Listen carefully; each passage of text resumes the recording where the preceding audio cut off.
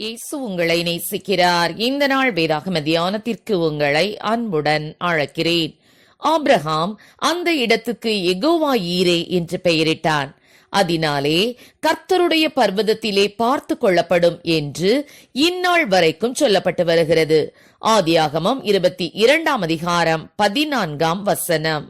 இங்கிலாந்திலே 1904 ஆண்டில் Walter Martin என்னும் போதகர் ஒருவரின் மனைவி சிவிலா மார்டின் அவர்கள் எழுதிய கர்த்தர் உன்னை பார்த்துக் கொள்வார், God will take care of you என்ற பாடல் மிகவும் புகழ் பெற்றது.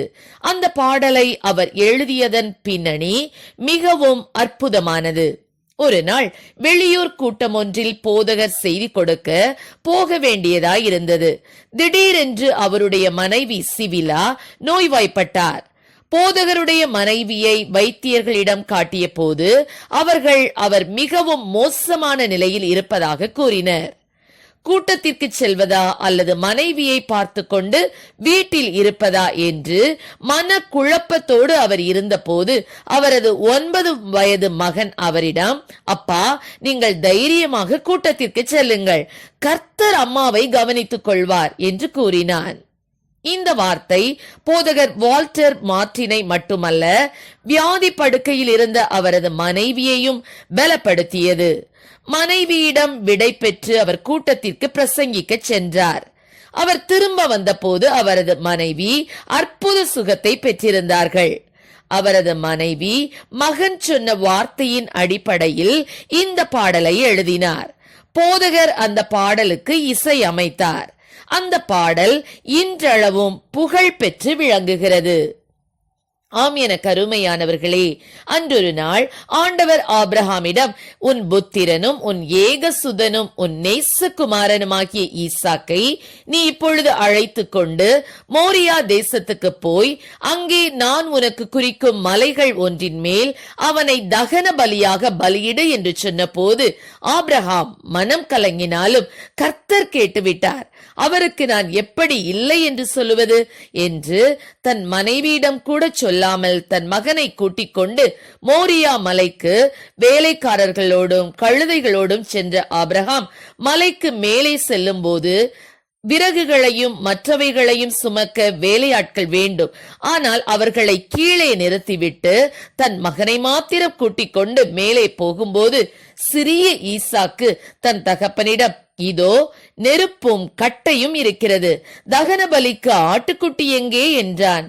அதற்கு ஆபிரகாம், என் மகனே, தேவன் தமக்கு தகன பலிக்கான ஆட்டுக்குட்டியை பார்த்து கொள்வார் என்று விசுவாச வார்த்தைகளை பேசினார். ஆனால் ஈசாக்கை அந்த பலிபீடத்தில் கட்டி அவனை வெட்டுவதற்கு கையை ஓங்கும் போது தேவன் அவனை தடுத்து நிறுத்தி, பிள்ளையாண்டான் மேல் உன் கையை போடாதே, அவனுக்கு ஒன்றும் செய்யாதே, நீ அவனை உன் புத்திரன் என்றும் உன் ஏகசுதன் என்று பாராமல் எனக்காக ஒப்பு கொடுத்தபடியினால் நீ தேவனுக்கு பயப்படுகிறவன் என்று இப்பொழுது அறிந்திருக்கிறேன் என்றார்.